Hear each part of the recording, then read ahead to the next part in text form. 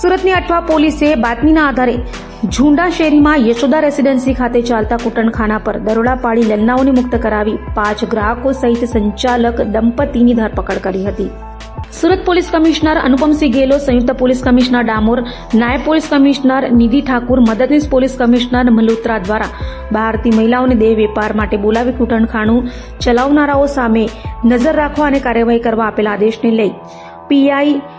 એમ હુડદની team પેટ્રોલિંગમાં હતી ત્યારે બાતમીના આધારે પીએસઆઈ મહિડાની ટીમના અનારમાં હેડ કોન્સ્ટેબલ શક્તિસિંહ, ચેતનસિંહ સહિતનાઓએ સગરામપુરા ઝુંડા શેરીમાં આવેલી યશોદા રેસીડેન્સીમાં દરોડા પાડી ત્યાંથી દેહ વેપાર ચલાવનાર દંપતી અશોક બંસી તરાઈ તથા તેની પત્ની અને 5 ગ્રાહકો કનૈયા ગાંધી પ્રધાન, રમઝાન શેખ, પપ્પુના કાલુ પઢિયાર, સુબો વાસુદેવ સોરેન અને સુફીઉદ્દીન સમાદ મલિકને ઝડપી પાડી લલ્લાઓને મુક્ત કરાવી હતી. હાલ ઝડપાયેલા તમામ સામે કાયદેસરની કાર્યવાહી હાથ ધરી હતી.